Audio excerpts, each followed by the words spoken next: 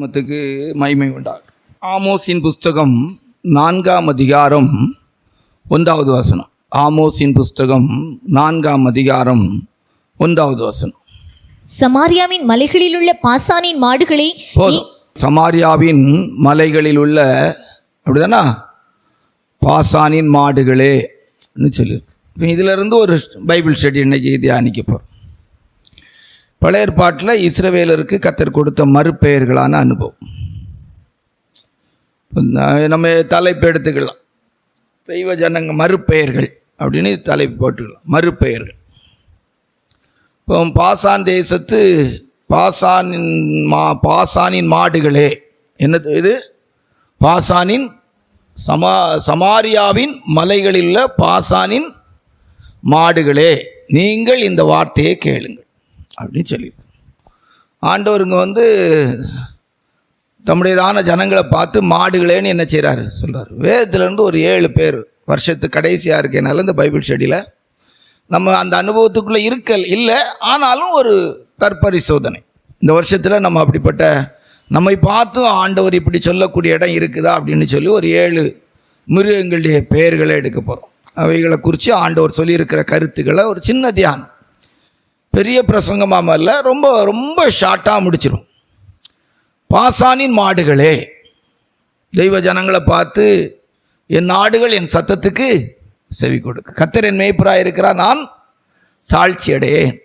அவர் என்னை புல்லுள்ள இடங்களில் மேய்த்து அமர்ந்த தண்ணீர் அண்டையில் கொண்டு போய் விடுகிறார். இந்த வருஷத்தில் கர்த்தர் நம்முடைய மேய்ப்பராக இருந்து நம்ம நல்ல ஆடுகளாக, புதிய ஏற்பாட்டு காலத்தில் சொல்லப்போனால் கர்த்தருடைய கைக்குள்ளான ஆடுகளாக, அவருடைய மேய்ச்சலின் ஆடுகளாக, ஜீவனுள்ள நாளெல்லாம் நன்மையும் கிருபையும் நம்மை பின்தொடருகிற இடத்துல கர்த்தருடைய வீட்டில் நிலைத்திருக்கிற ஆடுகளாய் நாம் இருந்திருக்க வேண்டும். என் ஆடுகள் என் சத்தத்துக்கு செவி கொடுக்கிறது.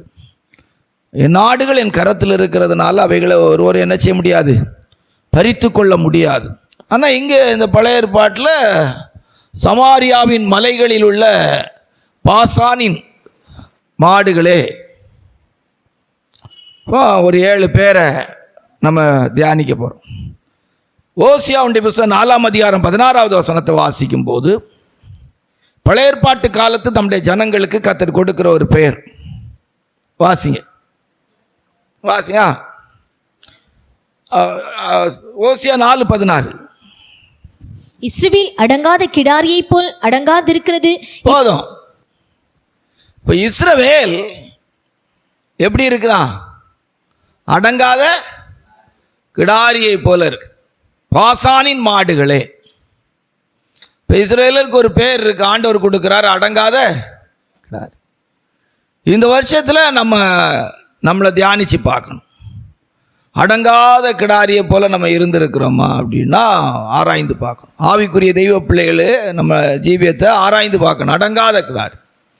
என்ன பிரசங்கம் கேட்டாலும் சரி, சிலர் மாற்றமே அடைய மாட்டாங்க, அடங்கவே மாட்டாங்க. அவங்க வாழ்க்கை தான் வாழ்வாங்க. அதாவது இந்த லேகியோன் பிசாசு பிடித்த மனுஷனை சங்கிலிகளால் கட்டி போட்டாலும் அவனை என்ன செய்ய முடியாது, அடக்க முடியாது. அவன் அந்த சங்கிலியெல்லாம் உடைச்சி போட்டு போயிடும். இதுபோல் நிறைய சங்கிலியின் அனுபவங்களில் சத்திய வார்த்தைகளை கொண்டு தெய்வ ஜனங்களை கட்டி போடுறதுக்கு ஊழியக்காரங்க பிரயாசப்பட்டிருப்பாங்க. சில ஊழியக்காரங்களை கூட ஆண்டவர் அடக்கி ஆள விரும்பியிருப்பாங்க. என்னை இழுத்து கொள்ளும், உமக்கு பின்பாக ஓடி வருவேன், அன்பின் கயிறுகளால் கட்டி இழுக்கப்பட்டு. அப்போ இப்படி ஆண்டவர் இந்த வருஷத்தில் அநேக நேரங்களில் அநேக சந்தர்ப்பத்தில் பலவிதமான சிக்ஷைகள் மூலமாய், தெய்வ அன்பின் மூலமாய், சத்தியத்தை கொண்டு பயத்துக்கு ஏதுவாய் ஒரு எச்சரிப்போடு வாழ்வதற்கேற்ற சிக்ஷைகளை கொண்டெல்லாம் கர்த்தர் நம்மோடு இடைப்பட்டிருப்பார். சிலர் ஆனால் அவளுடைய வாழ்க்கையில் அடங்குகிற அனுபவமே இருந்திருக்காது. இந்த வருஷ கடைசியில் வரும்போது இந்த வேத பாட கூட்டத்தை நம்ம நம்முடைய வாழ்க்கைக்கு ஒரு என்ன சொல்லலாம், சுத்திகரிப்புக்கு ஏதுவாக எடுத்துக்கொள்ளணும்.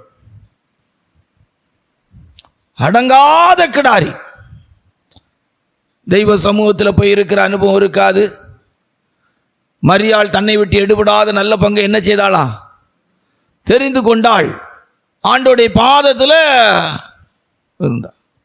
சங்கீதத்தில் ஒரு நல்ல வசனம் உண்டு, என் ஆத்துமாவை அடக்கி அமர பண்ணினேன், பால் மறந்த குழந்தை போல என் ஆத்மாவை அடக்கி அமர பண்ணினேன். அப்படியே ஒரு அங்கலாய்ப்பு. அப்படியே அந்த அடங்காத கிடாரியெல்லாம் பார்த்தீங்கன்னா பிடிச்சி நிறுத்த முடியாது, தான் நிற்கும். அது நிறைய விளக்கம் இருக்குது. அடங்காத கிடாரிங்கிறதுக்கு அநேக விளக்கங்கள் சொல்லலாம். அது நமக்கு இப்போ தேவையில்லை. ஸ்பிரிச்சுவல் லைஃப்பில், ஆவிக்குரிய ஜீவியத்தில் நம்ம கர்த்தருடைய கைக்குள்ளான ஆடுகளைப் போல இருந்திருக்கணும். அடங்காத கிடாரியின் அனுபவம் நம்ம வாழ்க்கைக்குள்ளே என்ன செய்யக்கூடாது, இருக்கக்கூடாது. நிறைய எல்லா வசனங்களும் ஒன்றுக்கொன்று ஒத்து தான் போகும். அதனால் நம்ம ஒரே வசனத்தில் ஒரே குறிப்பில் எல்லாத்தையும் பேசிட்டா நல்லா இருக்காது. இப்போ நம்முடைய ஆவிக்குரிய ஜீவியத்தை நம்ம இன்றைக்கு ஆராய்ந்து பார்க்கணும். கடந்த காலங்களிலே நம்ம அடங்காத கிடாரியை போல் நம்ம வாழ்ந்திருக்கிறோமா அப்படின்னு பார்க்கணும். ஒருத்தரும் அடக்க முடியாது. யார் சொன்னாலும் என்ன செய்ய மாட்டாங்க, கேட்க மாட்டாங்க.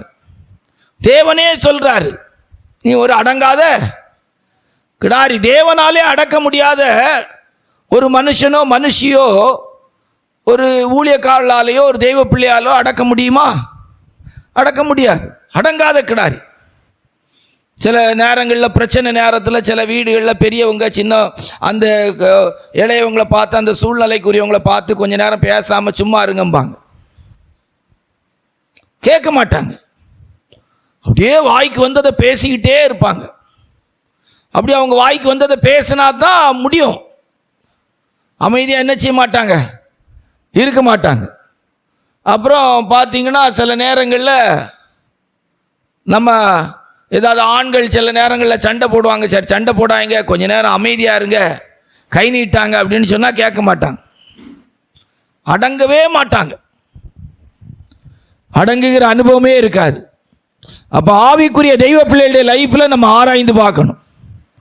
நம்ம அடங்காத கிடாரியின் அனுபவத்தில் இருக்கிறோமா அப்படின்னு பார்க்கணும். சரியா?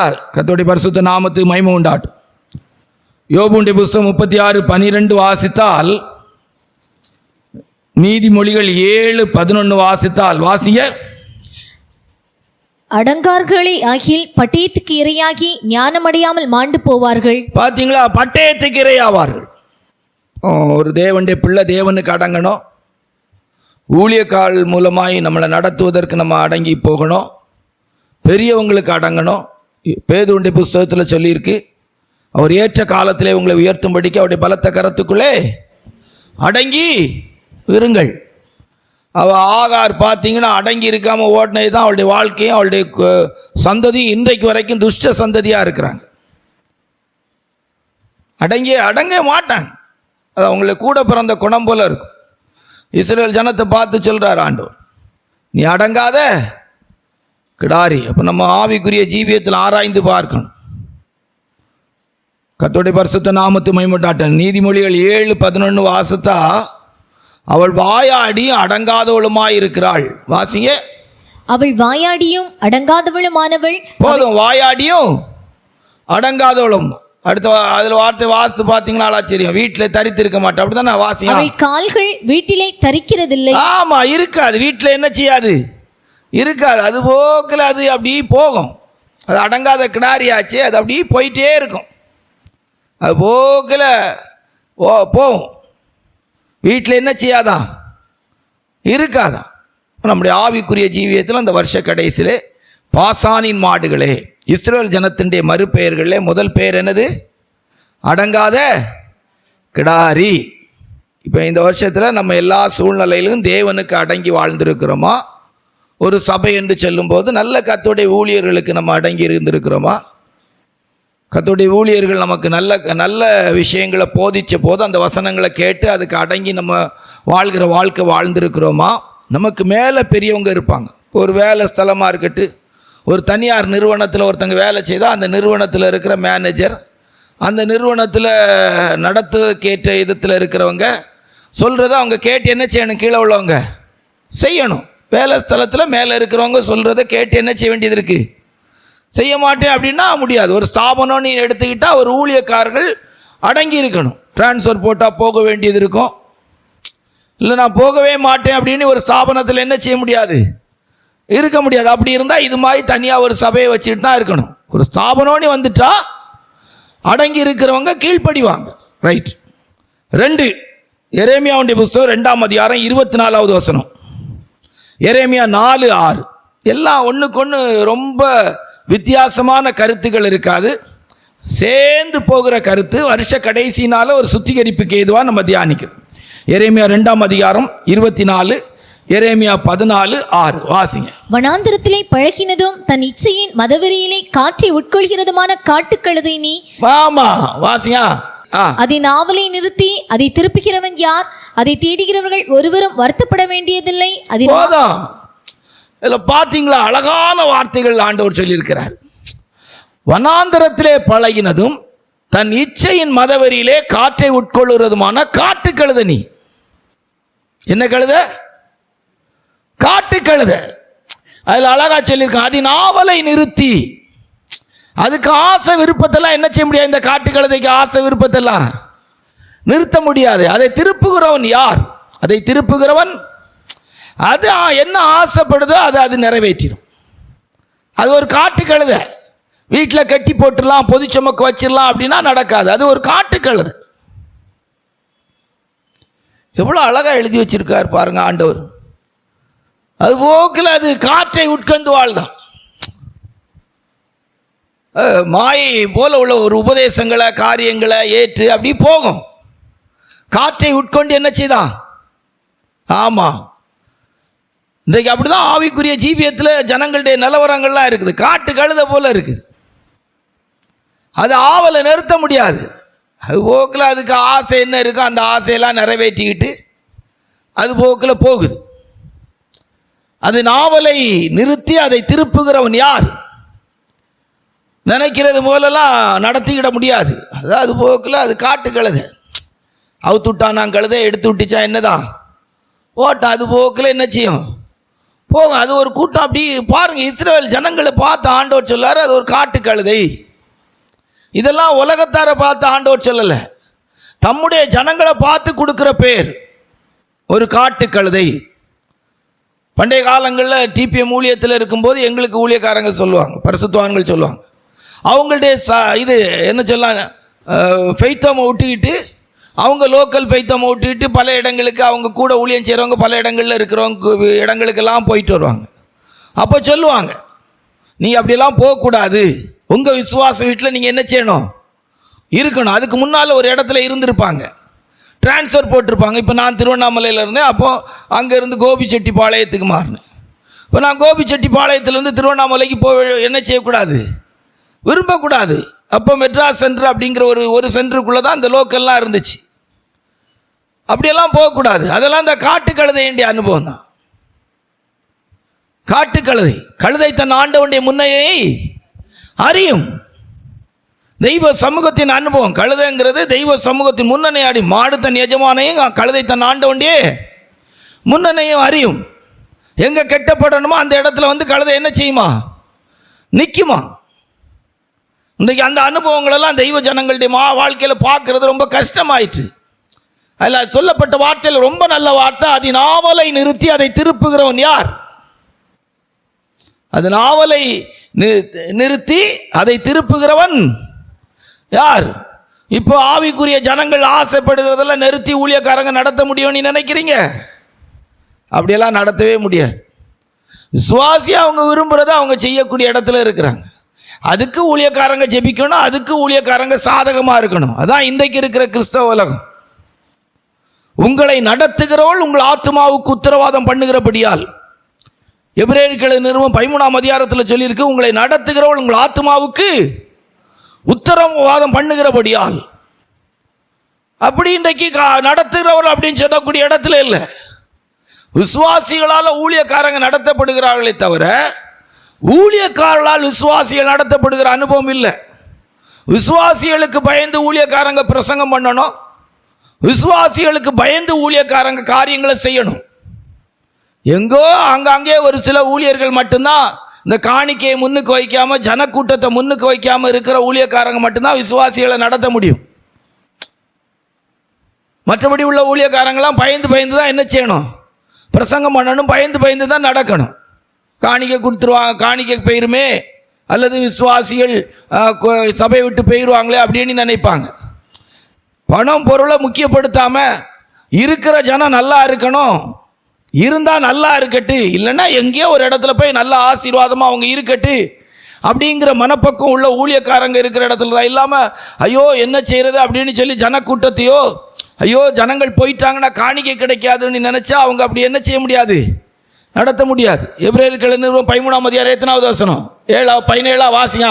உங்களை நடத்துகிறவர்கள் உங்கள் ஆத்துமாக்களுக்காக உத்தரவாதம் பண்ணுகிறவர்களாய் விழித்திருக்கிறவர்களானபடியால் அவர்கள் துக்கத்தோடே அல்ல சந்தோஷத்தோடே அதை செய்யும்படி அவர்களுக்கு கீழ்ப்படிந்து அடங்குங்கள்.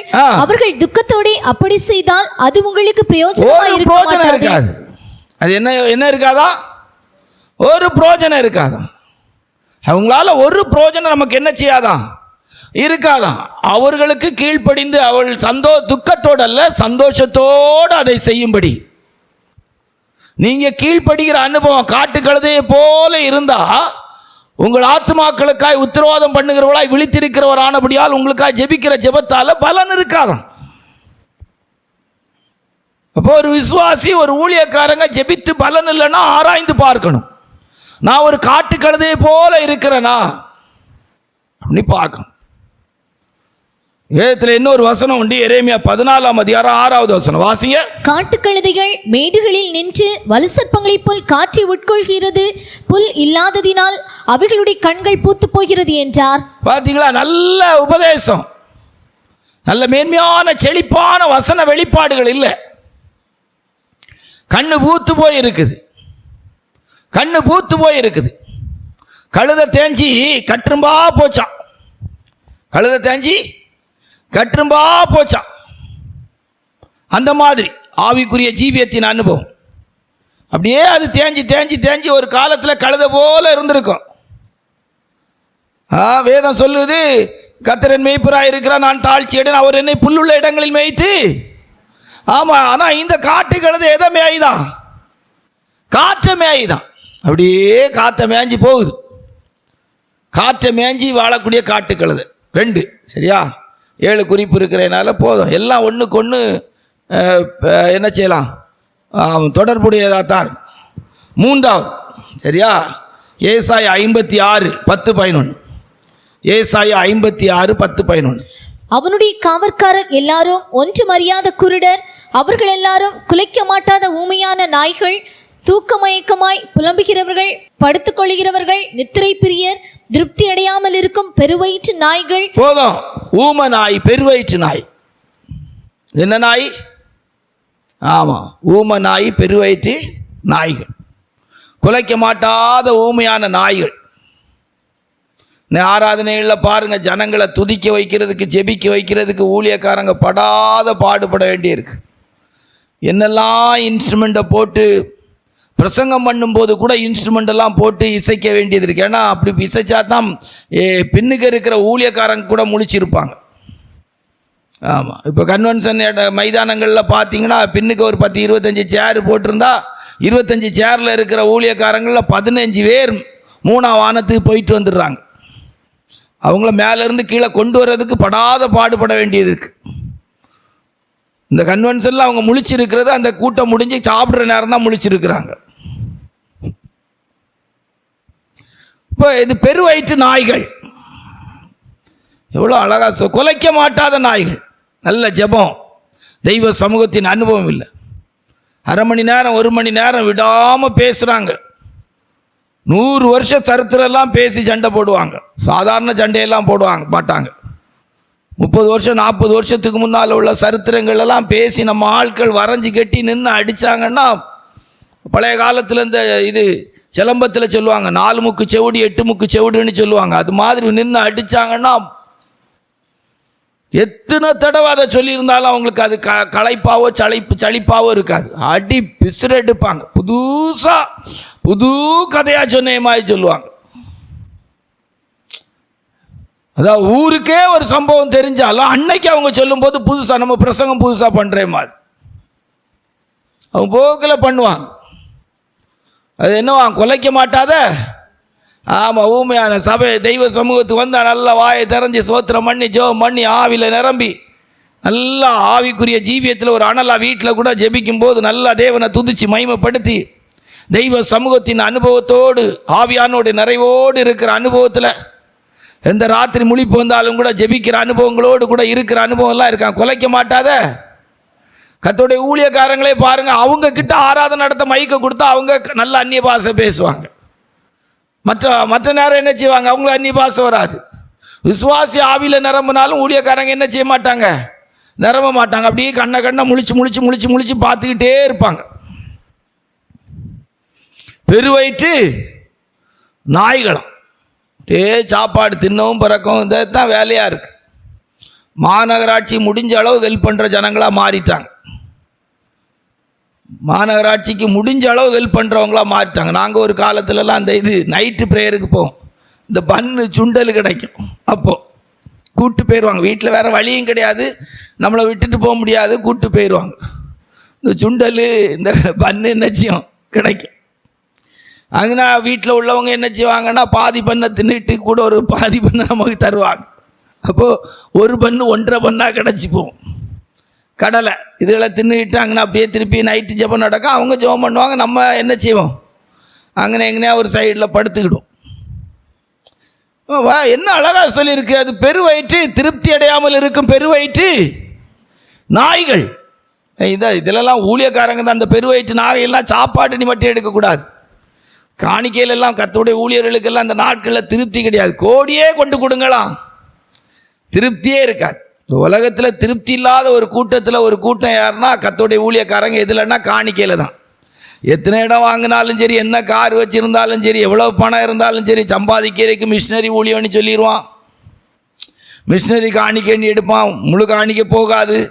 உடன் ஊழியர்கள்னுபாங்க. உடன் ஊழியருக்கு 3000 ரூபா கொடுத்துட்டு 4000 ரூபா கொடுத்துட்டு கதையை சமாளிச்சிருவாங்க. ஆனால் எனக்கு தெரிஞ்சதில் நியாய தீர்ப்பிலெல்லாம் முதல்ல வந்து நிற்கிறது யாருன்னா ஊழியக்காரங்க தான். என்னுடைய கணக்குப்படி ஃபஸ்ட்டு வந்து நிற்கிறது யாருன்னா விசுவாசிகளுக்கு முன்னால் வந்து நிற்கிறது யாராக தான் இருக்கும். அது இந்த வசனத்தின்படி பார்த்தா குலைக்க மாட்டாத நாய்களும் பெருவயிற்று நாய்கள்லாம் இதுதான். ஊழியத்துக்கு வந்து இப்போல்லாம் மெலிஞ்ச கூட்டெல்லாம் கிடையாது. நல்ல தடியாகி வேணா சுகர்னால திருப்பி மெலிவாங்க.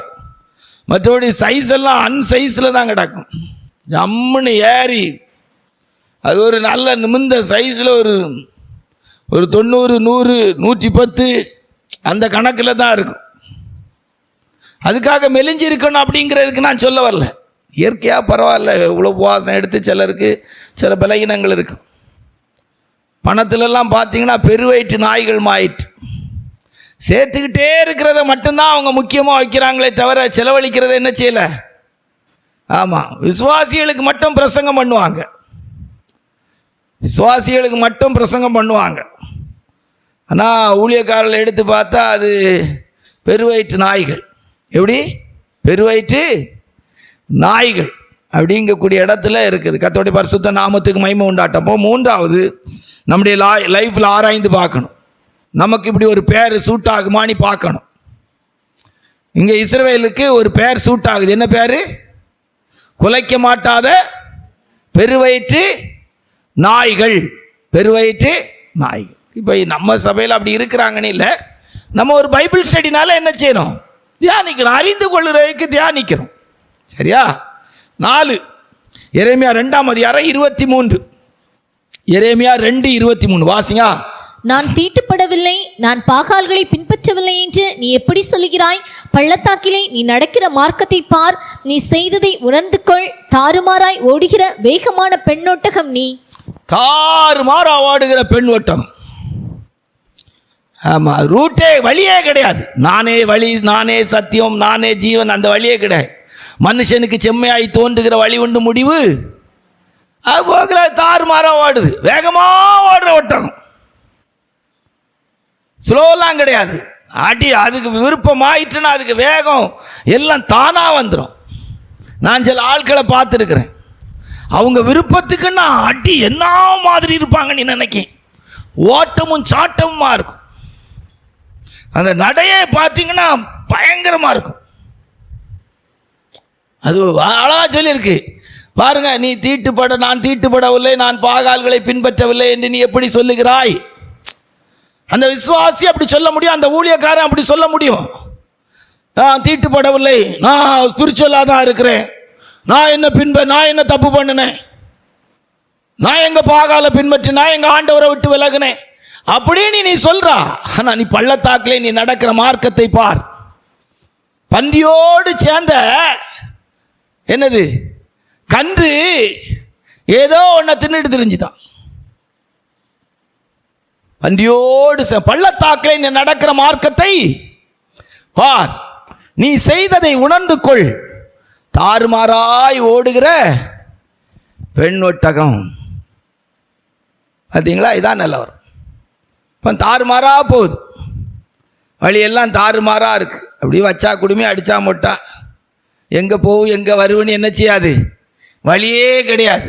அதை அவுத்து விட்டா அப்படி போகுது, அது தாறுமாறா ஓடுது. ஒரு வனாந்தரத்தில் ஒரு ஒட்டகம் மனுஷனை சுமந்து போகிறது, அல்லது அது என்ன சொல்லலாம், அது வியாபாரத்துக்காக வர்த்தகர்கள் பயன்படுத்தின வாகனமாக இருந்திருக்குது. இன்றைக்கி விசுவாசிகளுடைய நிலவரத்தெல்லாம் பார்த்தா தாறுமாறாக இருக்குது. ட்ரெஸ்ஸில் தாறுமாறாக இருக்குது, வாழ்க்கை தரத்தில் தாறுமாறாக இருக்குது, அது போக்கில் போகுது. ஆனால் என்ன சொல்லுவாங்கன்னா, நான் தீட்டுப்படவில்லை, நான் தீட்டுப்படவில்லை. யார்கிட்ட சொல்கிறாங்க? படைச்சவர்கிட்டே சொல்கிறார். நான் அதை பாதாளத்தில் படுக்க போனாலும் போட்டாலும் அங்கேயே நீர் என்ன செய்திரு காண்கிறீர், வானத்துக்கு ஏறினாலும் அங்கே நீர் என்ன பார்க்கிறீர், உங்களுடைய கை என்ன பிடிக்கும். நான் தீட்டுப்படவில்லை, பாகால்களை பின்பற்றவில்லை என்று நீ எப்படி சொல்லுகிறாய்? அந்நிய மார்க்கமா நடக்கிறோம். பெந்தகோஸ்து மார்க்கத்துக்கு வந்துட்டு அந்நிய மார்க்கமா நடக்கிறோம். 2 நினைவுகளால் 2 வழிகளால் குந்தி குந்தி நடக்கிற கூட்டம் போல தாறுமாறாய் ஓடுகிற, வேகமாய் ஓடுகிற பெண் ஒட்டகம். இன்னைக்கு ஆச்சரியமாக இருக்குது. சில காரியங்களெல்லாம் யோசித்து பார்த்தா, இந்த பெந்தகோஸ்து மார்க்கத்தில் கர்த்தருடைய ஊழியக்காரெல்லாம் எடுத்து பார்த்தா அவன் இஷ்டத்துக்கு தான். அதனால தான் ஆண்டவர் ஒரு கூட்டம் ஊழியக்காரில் பார்த்து சொல்வார், உங்களை ஒரு காலும் அறியேன், ஒரு காலம் உங்களை எனக்கு தெரியாது. நான் சபையை கட்டினேன், நிறைய சபையை ஸ்தாபித்தேன், நிறைய ஊழியக்காரங்க எனக்கு கீழே இருந்தாங்க, நிறைய ஆத்மாக்களை சம்பாதிச்சேன், ஒன்று எனக்கு தெரியாது. பிசாசுகளை துரத்தினேன், அற்புதங்களை செய்தேன், அதிசயங்களை செய்தேன், ஒன்று எனக்கு தெரியாது. நீ என் வழியில் போகவே இல்லை, என் வழியில் நடக்கவே இல்லை. நீ தாறுமாறா ஓடுகிற பெண் ஒட்டகம். நீ நாடா வாழக்கூடிய இடமே இல்லையே. உன் விருப்பம் என்னைக்கு செத்துருக்கு. பாட்டு நம்ம பாடும், சுயமென்னில் சாம்பலாய் மாறு சுத்தாவியே அனல் மூட்டு ஜெயம் பெற்று மாமிசம் மாயே. எங்க போட்டு சிவன் யாருக்கு செத்து, சிவன் யாருக்கு செத்து? ஆண்டவர் சொல்றார், நான் சுயமாய் வரவில்லை, சுயமாய் பேசவில்லை, சுயமாய் ஒன்றும் செய்யவில்லை. இப்போ நம்முடைய லைஃப்பை நம்ம ஆராய்ந்து பார்க்கணும். நம்முடைய லைஃப்பில் நம்ம தாறுமாறாக ஓடுகிற ஒட்டகமாக வாழ்ந்துருக்கிறோமா, வாழ்ந்து கொண்டிருக்கிறோமா? இந்த பேர் நமக்கு சூட் ஆகுமா? இந்த பேர் நமக்கு சூட் ஆகுமா? இந்த பேர் நமக்கு பொருந்துமா அப்படின்னு என்ன செய்யணும்? பார்க்கணும். இந்த பேர் நமக்கு பொருந்துமான்னு என்ன செய்யணும்? பார்க்கணும். ரைட்டா?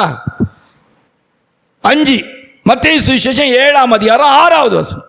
என்ன அருமையான உபதேசம், வாசியா. பரிசுத்தமானதை நாய்களுக்கு கொடாதேயுங்கள், உங்கள் முத்துக்களை பன்றிகள் முன் போடாதேயுங்கள், போட்டால் தங்கள் கால்களால் அவைகளை மிதித்து திரும்பிக் கொண்டு உங்களை பீறி போடும். ஆமா, பீறி போடுகிற பன்றி. இது என்னது? பீறி போடுமா? நல்ல வசனத்தை கேட்டா, நல்ல உபதேசத்தை கேட்டா, நீங்கள் கடிந்து கொண்டு உபதேசம் என்ன செய்யணுமா? பேசணுமா? விசாரணைன்னு ஒரு தலைப்பு இருக்குது. என்னது? விசாரணைன்னு ஒரு தலைப்பு இருக்குது.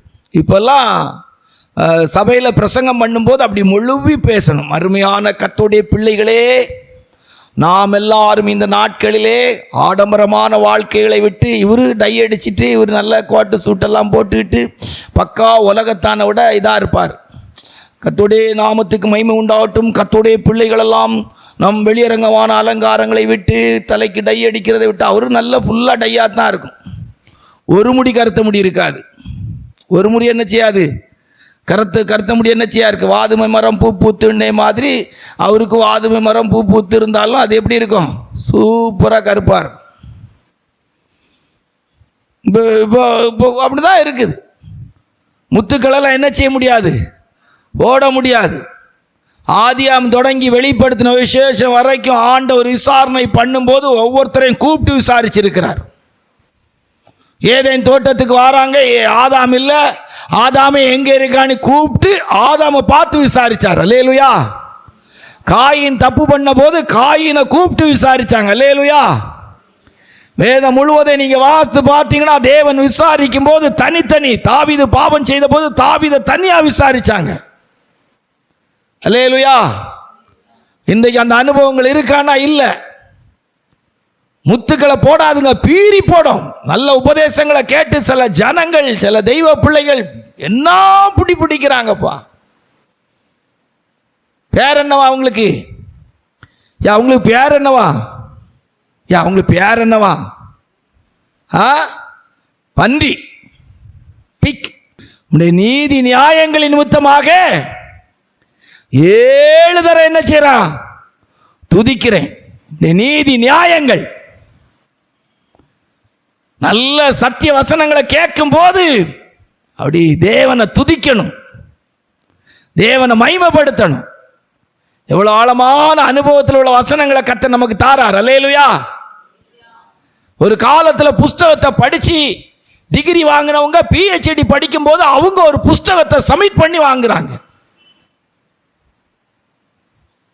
அதில் அவங்க ஆங்கிலத்தில் இது செய்யும், ஆங்கிலத்தில் எழுதி சப்மிட் பண்ணும்போது அவங்களுடைய ஆங்கிலமே வேற கிரேடில் இருக்கும். எம்ஃபில் பண்ணும்போதே அவங்க ஒரு பெரிய புக்கு சப்மிட் பண்ணி தான் அவங்க எம்ஃபில் வாங்குறாங்க. அப்புறம் PhDங்கும் போது ஏறக்குறைய 300 பக்கத்துக்கு இதுவரைக்கும் படித்து வாங்கின டிகிரியை விட பிறர் படிப்பதற்கேற்ற ஒரு புஸ்தகத்தை எழுதி தான் PhD வாங்குறாங்க, எம்ஃபில் வாங்குறாங்க. எவ்வளோ பெரிய மேன்மை பாருங்க. நம்ம ஆட்கள் பீறி போட்டுறாங்க. உபதேசத்தை கேட்டு உபதேசம் பேசுகிறவர்களாய் மாற வேண்டியவர்கள், உபதேசத்தை கேட்டு ஜனங்களுக்கு உபதேசத்தை எடுத்து சொல்ல வேண்டியவங்க. இப்ப எப்படி இருக்குது? ஆமா, அது ஒரு விதமா, அது ஒரு பீறி போடுகிற பன்றி மாதிரி. நமக்கு பன்னினி தான் வரும் நம்ம ஊர் நம்ம மாவட்டத்துக்கு. ஆனால் நல்ல தமிழ் உச்சரிப்பாக சொன்னால் பன்றி. நல்ல வசனத்தை கேட்கும்போது, நல்ல உபதேசத்தை கேட்கும்போது, கண்டித்து பேசும்போது எப்படி இருக்குது? அல்லேலூயா.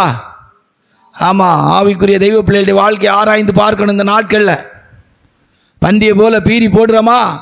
சிலரை கூப்பிட்டு சில நல்ல ஆலோசனை சொன்னால் கூட ஏற்றுக்க முடியலை, ரொம்ப தாழ்மையாக சொன்னால் கூட ஏற்றுக்க முடியலை. சில நேரங்களில் ஊழியர்கள் சொல்லிட்டு மன்னிப்பு கேட்டால் கூட ஏற்றுக்க முடியல. ஏன்னா அது எப்படி? பன்றிக்கு பிறந்த ஆட்டுக்குட்டி, அப்படிதானா? பன்றிக்குட்டி. அவங்க நம்ம வசனம் வாசிக்கிற சகோதரி அழகா சொன்னாங்க, பன்றிக்குட்டி பீறி போடுமா. இப்படி பேசாதுங்க, இப்படி செய்யாதுங்க, இப்படி நடக்காதுங்க. ஆவிக்குரிய தெய்வ பிள்ளைகள்லாம் நீங்கள் இப்படி தான் இருக்கணும். நம்ம ஒரு பெந்தகோஸ்த மார்க்கத்தில் உள்ளவங்க எல்லாம், நம்ம ரட்சிக்கப்பட்டு ஞானஸ்தானம் எடுத்து அபிஷேகம் பெற்றவங்க எல்லாம், நம்ம 20, 25, 30 வருஷமாக ஆவிக்குரிய தெய்வ பிள்ளைகளெல்லாம் இருக்கிறோம். நம்ம ஒரு ஊழியக்காரங்களெல்லாம் இருக்கோம். நம்ம இப்படி தான் இருக்கணும். நம்ம ஒரு புதிய ஆத்மா இல்லையே. போன வாரம் ஆர்சி கோயிலிருந்து ரட்சிக்கப்பட்டவங்க இல்லையே. போன வாரம் நம்ம சல்வேஷன் ஆர்மியிலேருந்து ரட்சிக்கப்பட்டவங்க இல்லையே. போன வாரம் செவன்த் டேலேருந்து ரட்சிக்கப்பட்டவங்க இல்லையே. டிசம்பர் மாதத்தில் நம்ம ஆண்டவருக்குள்ளே வந்தவங்க இல்லையே. நம்ம எத்தனையோ டிசம்பர் மாதத்தை பார்த்துருக்கிறோமே. நம்ம எத்தனையோ புதிய வருஷத்தை பார்த்துருக்கிறோமே. எத்தனையோ உயிர்த்தெழுதல் கூட்டத்தை பார்த்துருக்கிறோமே. என்ன எத்தனையோ ஈஸ்டர் பார்த்துருக்கிறோமே. அப்போ நம்ம ஆவிக்குரிய ஜீவியத்தில் இப்படி தானே இருக்கணும். என்ன பீறி போடுவோம். நாட்களில் நான் அதுக்கு இப்படி ஒரு வார்த்தை சொல்லிட்டு போவேன். இந்த மாதிரிப்பட்ட காரியங்களுக்காக இப்படி ஒரு வார்த்தையை சொல்லுவேன். பெண்ணு பார்க்க வரவங்க இப்பெல்லாம் பெந்தகோஸ்த பிள்ளைகளை கல்யாணம் பண்ண ரெடியாக இருக்கிறாங்க. ஒரு செயின் போடுங்க, இப்படி ஒரு செயின் போட்டால் போதும். பிள்ளையை விட இப்போ அவனுக்கு எதுதான் முக்கியம்? பிள்ளையை விட அவனுக்கு எதுதான் முக்கியம்? செயின் தான் முக்கியம். அவனுக்கெல்லாம் கல்யாணமே பண்ணி வைக்கக்கூடாது. நம்மளை மாதிரி தண்ணி தெளித்து ஒரு தலைமுறையில் இப்படிப்பட்டவனுக்கெல்லாம் கல்யாணமே ஆகாமல் வச்சுட்டா சமுதாயம் திருந்திடும். இன்னும் பேரை நல்ல அந்த செல்ஃபோனில் வாட்ஸ்அப்பில் வச்சு அனுப்பிடணும். எல்லா பாஸ்டர்ஸு எல்லா ஊர்களுக்கும் அனுப்பிடணும். சக்கரை இருந்தால் அவங்க அந்த பையன் இருக்கிற ஊரில் வால்போஸ்ட் அடித்து ஒட்டி விட வேண்டும். இவனுக்கு பெண்ணை விட பெண்ணுக்கு போடுகிற பொருட்கள் முக்கியம். ஆகையால் கவனித்து இவனுக்கு பெண்ணு கொடுங்கள். மனைவியின் நல்ல குணங்களை விட, மனைவியின் படிப்பை விட, மனைவியை விட இவனுக்கு இப்படிப்பட்ட பொருட்கள் முக்கியம். அது வரதட்சணையாக இருந்தாலும் சரி, இவனுக்கு பெண்ணை விட வரதட்சணை முக்கியம் அப்படின்னு சொல்லி அழகா சொல்லிடணும். கர்த்தருடைய பரிசுத்த நாமத்துக்கு மகிமை உண்டாகட்டும்.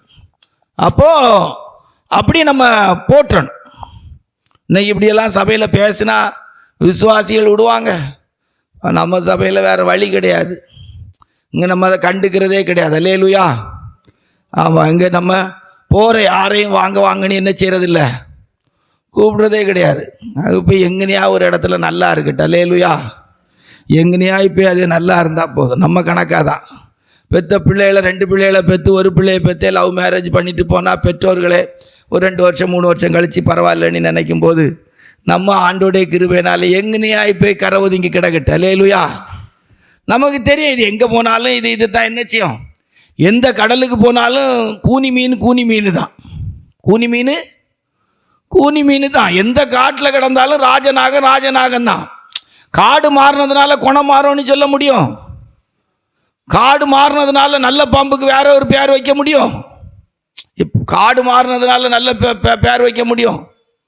வீட்டை மாற்றுறதுனால பேர் மாற்ற முடியாது. இல்லையா? ஆமாம். அப்போ நம்முடைய ஆவிக்குரிய ஜீவியத்திலையும் கவனமாக இருக்கணும்.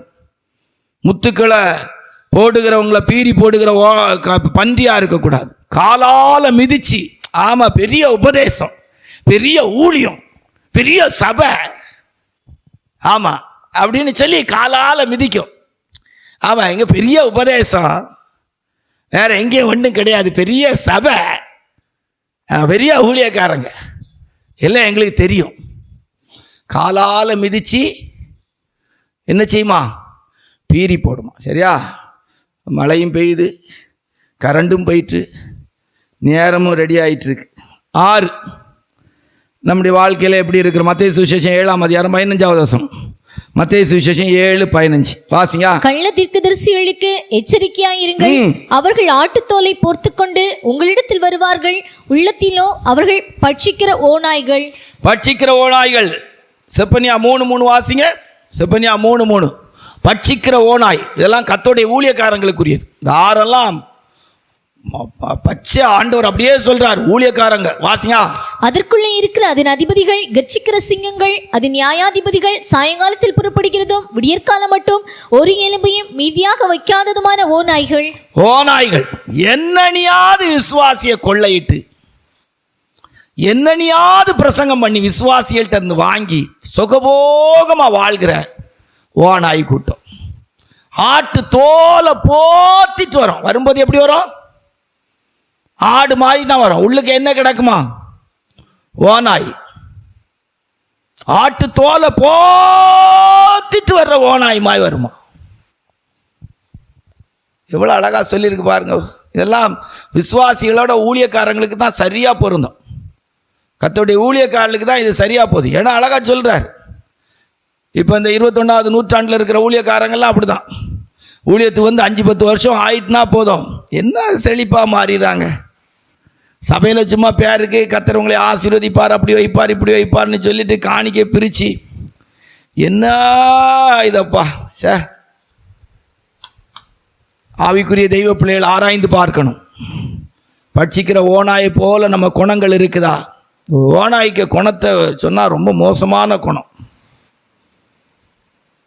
ஓநாய்க்கு குணத்தை சொன்னால் ரொம்ப மோசமான குணம். சிலருக்கு குணங்களெல்லாம் எடுத்து பார்த்தா அப்பா, நான் இன்றைக்கு காலையில் உபவாச ஜெபத்தில் கூட நாங்கள் சொன்னோம், பாவம் ஓய்ந்து விடும், பாவ சுபாவம் ஓய்ந்து போகாது. ஒரு 65-70 வயசு ஆகும்போது சிலருடைய சரீரத்தில் பாவம் என்ன செய்தோம், இச்சைகள் உணர்ச்சியெல்லாம் அடங்கி தான் ஆகணும். வேறு வழி என்ன செய்யாது, இருக்காது. அப்படி அடங்கலைன்னா அவன் வேசித்தனத்தின் ஆவி உள்ளவா, வேசித்தனத்தின் ஆவி உள்ளவன்.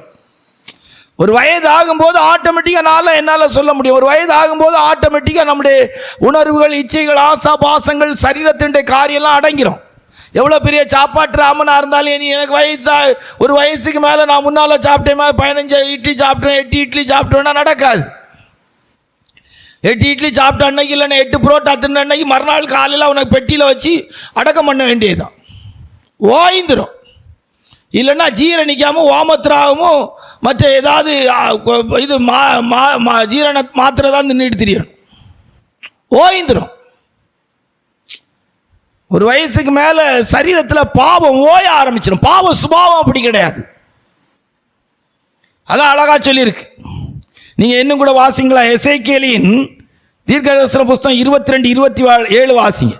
அப்போஸ்தலனுடைய 7:20-29 வாசிங்க. அதன் நடுவில் இருக்கிற அதன் பிரபுக்கள் இறை கவ்வுகிற ஓநாய்களைப் போல் இருக்கிறார்கள், அநியாயமாய் பொருள் சம்பாதிக்கிறதற்கு ரத்தம் சிந்துகிறார்கள். எவ்வளவு அழகா சொல்லி இருக்கு பாருங்க. ஊழியக்காரங்களுக்கு அநியாயமா பொருள் சம்பாதிக்கிறது என்ன இதப்பா,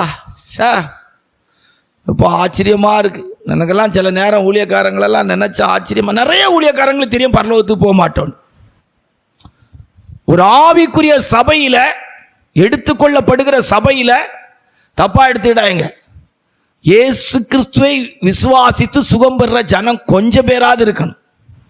மருந்து இல்லாமல். எப்படி மருந்து இல்லாமல்? அந்த சபையில் ஏசப்பா இருக்கிறாருங்கிறதுக்கு அடையாளம் ஒரு சின்ன கூட்டம் ஜனமாவது மருந்து இல்லாமல் சுகமாகிற ஜனமா என்ன செய்யணும், இருக்கணும். இல்லைன்னா அந்த சபையில் ஏசப்பா இருக்கிறான்னு என்ன செய்ய முடியாது, சொல்ல முடியாது. அப்படி ஒரு 7 கருத்து இருக்கு. சபையிலே எடுத்துக்கொள்ளப்படுகிற சபை அப்படின்னு ஒரு தலைப்பின் கீழே தியானிப்போம். எப்பமா ஒருக்கா தியானிக்கலாம். அது நம்ம இப்போ சொன்னால் என்ன, இப்போ இதை இன்னொரு 5 நிமிஷத்தில் நம்ம பைபிள் ஸ்டடியை முடித்தா நல்லாயிருக்கும். 6வது பட்சிக்கிற ஓநாய். அந்த வசனத்தை மாதிரி வாசியா. அதன் நடுவில் இருக்கிற அதன் பிரபுக்கள் இரையை கவ்வுகிற ஓநாய்களைப் போல இருக்கிறார்கள், அநியாயமாய் பொருள் சம்பாதிக்கிறதற்கு ரத்தம் சிந்துகிறார்கள், ஆத்மாக்களை கொள்ளையிடு. எல்லாம் விசுவாசிகளுக்கு பொருந்தாது, ஊழியக்காரங்களுக்கு நல்லா பொருந்தும். நிறைய ஊழியக்காரங்களுக்கு தெரியும். சும்மா ஒரு பிரசங்கம் பண்ணி பிரசங்கம் வேலை, சபை என்னது, வருமானம், டப்புக்கு பிழைப்பு. பிரசங்கம் வேலை, சபை பிழைப்பு. வேறு வழி கிடையாது. இல்லை இனி இப்போ 55 வயசில் இப்போ நான் போய் இனி இப்போ வர வெட்ட போக முடியுமா? எங்கேயா ஒரு சூப்பர் மார்க்கெட்டில் போய் வேலைக்கு நிற்க முடியுமா? இனி கலெக்டர் ஆஃபீஸ்லேயே வேலை கிடைக்காது. இப்போ இதான் ரொம்ப தொந்தரவு இல்லாதது. ஆடி கறக்கிற மாட்டை ஆடி கறக்கணும், பாடி கறக்கிற மாட்டை பாடி கறக்கணும், அடித்து கறக்கிற மாட்டை அடித்து கறக்கணும், கட்டி போட்டு கறக்கிற மாட்டை கட்டி போட்டு கிடக்கணும். சில மாடை படுத்து கிடந்து கறக்கணுமா, சில மாடுக்கு ஓடி கறக்கணுமா, சில மாடுக்கு என்ன செய்யணுமா, ஓடி கறக்கணுமா. ஓடி கறக்குனா என்னது, விசுவாசி வீடுகளுக்கு விசிட்டிங் போயாது என்ன செய்யணும், சக்கரங்களை சம்பாதிக்க வழி பண்ணிடணும். ரைட். இப்போ நம்ம கருத்துக்கு வரும். இன்னொரு வசனத்தை வாசிப்போம். இந்த 6வது குறிப்பு ஊழியர்களுக்குனால இன்னும் கொஞ்சம் வாசிப்போம். அப்போஸ்தலர் நடபடிகள் 20-29 வாசிங்க. அப்போஸ்தலர் நடபடிகள் 20-29 வாசிங்க. நான் போன பின்பு மந்தி தப்பு விடாத கொடிதான ஓநாய்கள் உங்களுக்குள்ளே வரும். பரிசுத்த பவுல் அவர்கள் அவங்க அப்பமே சொல்லிட்டாங்க, மந்தையை தப்ப விடாது இருக்கிற. ஆமாம், மறுபடியும் இருக்க வாசிங்க. நான் போன பின்பு மந்தையை தப்ப விடாத கொடிதான ஓநாய்கள் உங்களுக்குள்ளே வரும். எந்த விசுவாசியாவது தான் இருக்கிற சபையில் இந்த ஊழியக்காரர் என்ன பரலோகத்துக்கு நடத்தலைன்னு சொல்லக்கூடிய இடம் இருக்குமா? பரலோகத்துக்கு போவோங்கிற நம்பிக்கை இருக்குதா? இப்போ இங்கேயே கை வைத்து சொன்னால் எத்தனை பேர் கை வைத்துவாங்க? ஜனவரி மாதம் 31ஆம் தேதிக்குள்ளே ஆண்டவரே கை வைத்தினவங்களெல்லாம் கூப்பிட்டு போங்கன்னா இப்போ நம்ம அவங்க கை வைத்தேக்கு வாய்ப்பு இருக்குது. அவர்கிட்ட கோபத்தில் இருக்கேனால கூப்பிட்டு போகலன்னு. மற்றபடி யார் கை வைத்துவா? யாரும் பெருசாக கை வைத்த மாட்டாங்க. சும்மா அப்படி இது செய்கிறாங்க. மந்தையை தப்ப விடாத ஓநாய்கள். அன்னைக்கு ஒரு சின்ன ஒரு இது பார்க்குறேன். ஒருத்தன் சொல்கிறான், தெய்வ பிள்ளைகள் எல்லாரும் நீங்கள் ஆசீர்வதிக்கப்பட்டவளாய் நகைகளை சேர்க்க வேண்டும், நாணயங்களை சேர்க்க வேண்டும். அது கர்த்தருக்கான காரியம், கர்த்தருடைய நாமத்துக்குரியதான காரியம். பக்கத்தில் அவன் மனைவி இருந்துட்டு ஆமேன். இதெல்லாம் எங்கே கொண்டு போய் விடுறதுக்கு? உங்கள் பொக்கிஷம் எங்கே இருக்கோ அங்கே உங்கள் இருதயம் இருக்கிறது. நான் சொல்லுவேன், இந்த நகை நட்டுக்கு எனக்கு ஒன்று நகை நட்டெல்லாம் பிரச்சனை இல்லைன்னா ஒரிஜினல் நகை போட்டிருக்கோங்க என்ன செய்யுங்க, ராத்திரி படுக்கும்போது வீட்டுக்கு கதவுக்கு வெளியே கொண்டு போய் நகையை வச்சுட்டு உள்ளே வந்து படுத்து பாருங்க.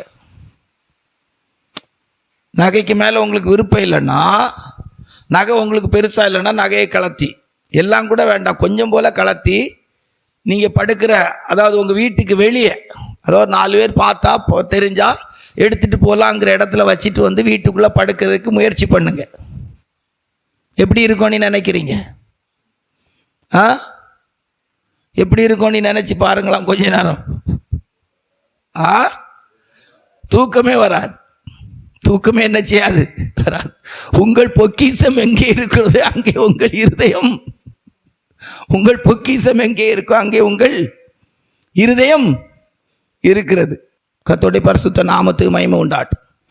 இது 6வது ஓநாய்களை பற்றிய கருத்து. நம்ம ஓநாயா என்ன செய்யக்கூடாது? குணத்தில் சிலது ஓநாயாக இருக்கும். அப்போ நம்ம சுபாவங்களை தான் சொன்னேன். பாவத்தை விட்டு மனுஷன் ஓய்ந்துருவான், பாவ சுபாவத்தை விட்டு என்ன செய்ய முடியாது? ஓய முடியாது. சிலருக்கு சாகும்போது கூட அந்த கோபம், அந்த மூர்க்கம், அந்த ஆங்காரம், அந்த ஆணவம், படுக்கையிலே கிடந்து வதைக்கிற நேரம் கூட அந்த ஒரு மாதிரி ஒரு முறைச்ச பார்வை, அந்த நேரம் கூட சரி நம்ம செத்துட்டா எப்படி இருக்கும் அப்படின்னு சொல்லி நினைக்காம, நான்லாம் பயிற்சியிலே இருக்கிறேன். எப்போதும் சிரிச்சுக்கிட்டே இருக்கணும்னு சொல்லி வண்டியில் போகும்போது கூட சிரிச்சுக்கிட்டே இருக்கணும். ஒருவேளை சப்போஸ் ஒரு விபத்தானா கூட ஐயோ அம்மானி அழுகிற சத்தம் இல்லாமல் சிரித்த முகத்தோடு ஒன்றும் இல்லை பிரதர், பிரச்சனை இல்லை, கால் பண்ணுங்க, கூப்பிடுங்க, அவங்க வருவாங்க, அதெல்லாம் ஒன்றும் இல்லை, ஒரு இடமும் கொண்டு போண்டா, நல்லா தான் இருக்கிறேன் அப்படின்னு சொல்லி சிரித்த முகத்தோடு இருக்கும்போது உயிர் போயிடணும். அல்லேலூயா. அடா மாங்கா மண்டையா வண்டியை வந்து இடிச்சிட்டியே, ஒன்றால் என் கால் போச்சு கை போச்சுன்னு நான் அறுத்து கிழிச்சிக்கிட்டு, அந்த நேரம் இந்த ஜிப்பாவுக்கும் நான் அறிஞ்ச சத்தியத்துக்கும் இந்த பைபிளுக்கும் ஆதாரம் இல்லாமல் சாகிறதை விட, அல்லேலூயா, ஆமாவா இல்லையா? ஆண்டவரா ஏசப்பா சிலுவையில் அரைஞ்சி ஏசப்பா தொங்கிட்டு இருக்காங்க. ஏசப்பா என்ன சொன்னாங்க? பிதாவே இவர்களுக்கு மன்னியும், அப்படிதானே சொன்னாங்க. ஆமாவா இல்லையா? நான் அப்படி தான் யோசிக்கிறேன். வண்டியில் போகும்போதெல்லாம் ஒருவேளை சப்போஸ் வராது, வந்தால் அந்த நேரம் வந்து ஐயோ ஃபாதர் ஃபாஸ்டர் பிரதர் அப்படின்னா நான் இப்போ கூட யோசிச்சுட்டு இருக்கேன். ஜனங்களுக்கு சாருக்கு முன்னால் எழுதி வைக்கணும். என்ன அடக்கம் பண்ணும்போது பிரதர்னி கூப்பிட்டவங்க பிரதர்னியே கூப்பிட்டு சாட்சி சொல்லட்டு, கண்ணாடியை கலத்திரட்டு, நல்ல முறைக்கு எல்லா விதத்துலேயும் கரெக்டாக பாஸ்டர்னி கூப்பிட்டவங்க கூட பிரதர்னி அந்த நேரம் சொன்னால் போதும். அல்லேலூயா. இப்படி அதனால எல்லாமே அந்த இதாக தான் இருக்கும். கீழே விழுந்துட்டு வந்தாங்க, சரி பிரதர் எதோ நடந்து போச்சு, விபத்து தானே, பிரச்சனை இல்லை, அந்த என்ன இருக்குது, ஃபோன் இருக்குது, கொஞ்சம் எடுத்து பேசி சொல்லி தகவல் மட்டும் கொடுங்க. இல்லை ஒன்றும் வேண்டாம், கரெக்டாக ரூட்டு டைம் கரெக்டாக இருக்குது. எப்படி அதெல்லாம் ஒன்றும் நல்லா இருக்கும். அப்படி ஒரு சிரிச்ச முகத்தோடு வாய் திறந்துருக்குன்னு தெரியும்னா மூடிவிடும். கர்த்தருடைய பரிசுத்த நாமத்து மகிமையுண்டாட்டு. 7 நேரம் ஆயிட்டு. இனி இதுக்கு மேலே பேசிட்டு போனால் மழை பெய்யுது, நீங்கள் போகவும் முடியாது. வாசிங்க ஓசியா 7:11. ஓசியா 7:11 வாசியா. எப்ராஹிம் பேதியான புறாவை போல் இருக்கிறான், அவனுக்கு புத்தி இல்லை. எகிப்தியனை கூப்பிடுகிறார்கள், அசீரியன் இடத்துக்கும் போகிறார்கள். ஆமா, அதான் சொன்னேன். கண்டோடு சேர்ந்த என்னது பன்றியோடு சேர்ந்த கன்று என்ன செய்துச்சான்? மற்ற மேய்ஞ்சிக்கிட்டே போச்சுதான். எகிப்தியனை கூப்பிடுகிறாள், அசீரியன் இடத்துக்கும் போகிறார்கள். அது போக்கில் போகுது. அது போக்கில் என்ன போகுது? பேத்த. இந்த புறாவுக்கு பேர் என்னது? பேத்த புறா. என்ன புறா? புறா தானே. என்ன புறா? பேத்த புறா. நம்ம கொஞ்சம் ரோமர் புறா வளர்த்தோம். புறா திருச்சி வரைக்கும் விட்டுருக்கோம். நம்ம புறா திருச்சியிலேருந்து வந்திருக்கு. இப்போ இங்கெல்லாம் தெலுங்கானா அது தெலுங்கு தேசத்துல இருந்தெல்லாம் புறா வருது. 1000 கிலோமீட்டர்லாம் வருது. பழைய காலத்தில் புறாவை தான் என்ன செய்தாங்க, தூது விடுறதுக்கு பயன்படுத்தினாங்க. அந்த புறாவை பிடிக்கிறதுக்கு பைரியை பயன்படுத்தியிருக்காங்க எதிர்நாட்டுக்காரன். அதுக்கும் தப்பியிருக்கான். நம்மக்கிட்ட வந்து சேர்ந்த புறாலாம், ஒரு புறாவுக்கெல்லாம் இந்த தொடையில் தோலே கிடையாது. ஒரு புறா அப்படி நெஞ்சு கிழிஞ்சி நம்ம கூட்டுக்குள்ளே இருந்துச்சு. ஒரு புறா எப்படியோ மாட்டிச்சு, திருப்பி அவங்க அதுக்கு ரெக்கை கொடுத்த போது மறுபடியும் அந்த புறா சேர்ந்துச்சு. அறிவுன்னா அப்படி இருக்கும். நான் சில நேரங்களில் நமக்கு இருக்கிற புறாக்களில் சில புறாவை உண்மையாக சொல்கிறேன், விற்றுட்டு வந்திருப்பேன், தெரிஞ்சே விற்றுருப்பேன். நான் சொல்லுவேன், நம்ம வளர்த்த புறாவை பற்றி நம்ம கூட இருக்கிறவங்கள்ட்ட சொல்லுவேன், ஜெபா பிரதர் புறாவை அவுத்து விட்டானா நடந்து அட்ரஸ் கேட்டு வீட்டுக்கு வந்துடுவோம். விற்று 2 நாளையில் அதை வாங்கிட்டு போயிருப்பான். வாங்கிட்டு போய் அவன் இறையை கொடுத்து அது இறையை தின்னோன்னா அவன் நினைப்பு என்னென்னா இங்கே பழகிறோன்னு சொல்லி அவன் அவுத்து விட்டு 3 திரி 2 திரியில் இந்த புறா நம்ம மாடி வந்துடும். அல்லேலூயா. அறிவை பார்த்தீங்களா? அல்லேலூயா. இன்னைக்கு நம்ம புறாக்கள் எல்லாம் பேத்த புறாவாக இருக்கு. அது போக்கில் பேத்த புறா ரேவல்னு சொல்லுவாங்க. ரேவல் புறா இந்த மாடியில் இருக்கும், அந்த மாடியில் இருக்கும், அந்த மாடியில் இருக்கும். அது போக்கில் அது எந்த மாடியில் இருக்குன்னு தெரியாது. கடைசியில் அங்கே கூடு கிடச்சா அங்கே இருக்கும். அதுக்கு பேரே பேதையான புறா. என் ஜனங்கள் அறிவில்லாமல் சங்காரமாகிறார்கள். பேத்த புறா கனித்துவாரங்களுக்கு தீவிரிக்கிற புறாக்களை போல. நம்மளை எப்படி சொல்லியிருக்கு, கர்த்தருடைய வருகைக்கு ஏதுவாய் கனித்துவாரங்களுக்கு தீவி இருக்கிற புறாக்கள். இப்போ பேத்த புறாமா இருக்குது. சரியா? இப்போ அந்த சங்கீதம் 23:1-2 வசனத்தையும் கடைசி வசனத்தையும் வாசித்து கூட்டத்தை முடிப்போம். வாசி. கர்த்தர் என் மேய்ப்பராயிருக்கிறார், நான் தாழ்ச்சி அடையேன். அவர் என்னை புல்லுள்ள இடங்களில் மேய்த்து அமர்ந்த தண்ணீர்கள் அண்டையில் என்னை கொண்டு போய் விடுகிறார். என் ஜீவனுள்ள நாளெல்லாம் நன்மையும் கிருபையும் என்னை தொடரும். நான் கர்த்தருடைய வீட்டிலே நீடித்த நாட்களாய் நிலைத்திருப்பேன். அந்த யோவான் சுவிசேஷம் 10ஆம் அதிகாரத்தில் 28-29 அப்படிதானே வாசிங்க. நான் அவைகளுக்கு நித்திய ஜீவனை கொடுக்கிறேன், அவைகள் ஒரு காலம் கெட்டு போவதில்லை, ஒருவனும் அவைகளை என் கையிலிருந்து பறித்துக் கொள்ள முடியாது. நம்ம ஆண்டுடைய கரத்தில் இருக்கிற ஆடுகள். அல்லேலூயா. இப்படிப்பட்ட மிருகங்களாய் நாம் இருக்கக்கூடாது. இஸ்ரவேலுடைய மறுபெயர்கள்: 1 அடங்காத கிடாரி, 2 காட்டு கழுதை, 3 குலைக்க மாட்டாத நாய்கள், பெருவயிற்று நாய்கள், 4 தாறுமாறாய் ஓடுகிற ஒட்டகம், 5 முத்துக்களை மிதித்து பீறி போடுகிற பந்தி, 6 ஓநாய்கள், 7 பேத்த புறா. நம்ம யாரு? ஆண்டோடைய கரத்தில் இருக்கிற ஆடுகள். கண்களை மூடி ஆண்டோட்ட சொல்லுவோம், ஆண்டவரே இந்த குணங்கள் எங்கள்கிட்ட வந்துடக்கூடாது. எழுத்தின்படியாக அவங்க அப்படி ஆனாங்க. இப்படிப்பட்ட தன்மைகள் அவங்ககிட்ட இருந்துச்சு. அல்லேலூயா. நாம் ஆண்டோடைய ஆடுகள். நம்ம ஆடிய ஆடுகள். என் ஆடுகள் என் சத்தத்துக்கு செவி கொடுக்கிறது.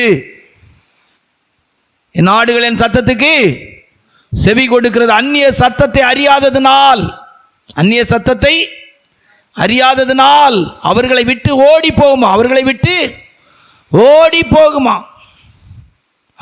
என்ன செய்யுமா? ஓடி போகுமா? நம்ம ஆட்கள் அவர்கள் பின்னாலே ஓடி போகிறார்கள். அவர்களை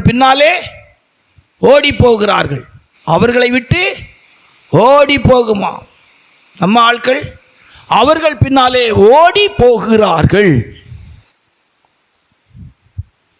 ஆண்டவர் கரத்தில் ஒப்பு கொடுக்கும். கர்த்தர் நம்மை ஆசீர்வதிப்பாராக. ஆமென்.